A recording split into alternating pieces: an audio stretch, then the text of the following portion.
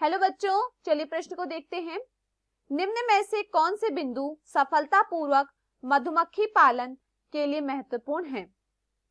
पहला, मधुमक्खी के स्वभाव व प्रकृति का ज्ञान होना।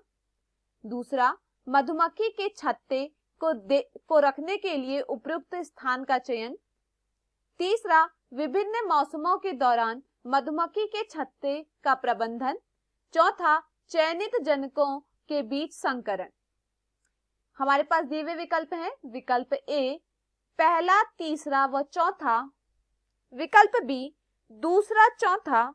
विकल्प सी पहला, दूसरा, तीसरा। विकल्प डी पहला व तीसरा।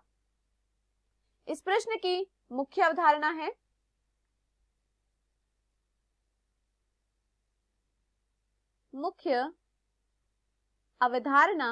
इस प्रश्न की मुख्य अवधारणा है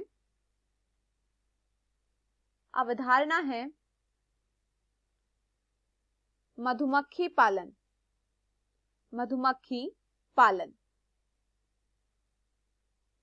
मधुमक्खी पालन में मधुमक्खियों को पाला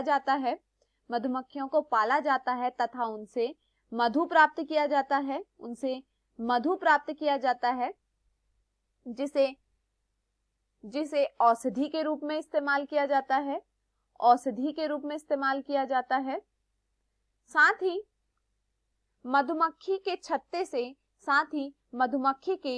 छत्ते से मोम प्राप्त होता है। मधुमक्खी जिस छत्ते को बनाती है उससे हमें क्या प्राप्त होता है?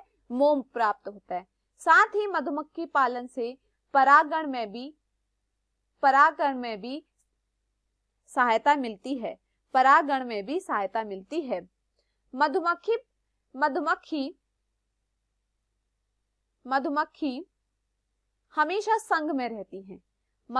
हमेशा संघ में रहती हैं, जिसमें एक रानी होती है, कुछ 100 होते हैं तथा कुछ 100 नर होते हैं तथा शेष श्रमिक होते हैं। चलिए दिए हुए कथनों को पढ़ते हैं। मधुमक्खी के स्वभाव व प्रकृति का ज्ञान होना। महत्वपूर्ण बिंदु में पहला क्या है? मधुमक्खी के स्वभाव व प्रकृति का ज्ञान होना। यह सत्य है, हमें मधुमक्खी का स्वभाव पता होना चाहिए कि मधुमक्खी का स्वभाव कैसा है। मधुमक्खी शांत स्वभाव की होनी चाहिए। अगर प्रकृति की बात करें तो प्रकृति में मधुमक्खी से जो हमें शहद प्राप्त होता है, वो शहद हमें उच्च मात्रा में प्राप्त हो, हमें यह प्रकृति भी देखनी चाहिए। तो पहला सत्य है। दूसरा, मधुमक्खी के छत्ते को देखने के लिए उपयुक्त स्थान का चयन, यह भी सत्य है। मधुमक्खी के छत्ते के लिए हमें उपयुक्त स्थान का चयन करना चाहिए।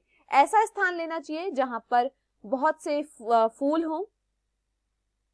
मधुमक्खी फूलों से रस चूसती है और रस से क्या प्राप्त होता है? मधु प्राप्त होता है। साथ ही साथ मधुमक्खी फूलों में परागण में भी मदद करती है, तो यह कथन भी सत्य होता है।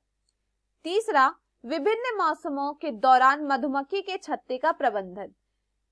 मधुमक्खी के छत्ते का प्रबंधन भी बहुत जरूरी है। मौसम के अनुसार मधुमक्खी का छत्ते का प्रबंधन भी किया जाता है, तो यह कथन भी सत्य है।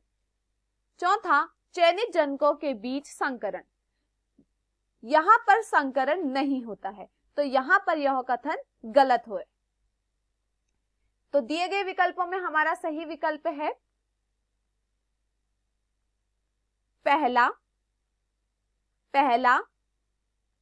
तीसरा, दूसरा और तीसरा। पहला, दूसरा व तीसरा विकल्प सी है, तो हमारा दिया सही विकल्प है विकल्प सी। मैं आशा करती हूं आपको यह समझ में आया होगा। धन्यवाद।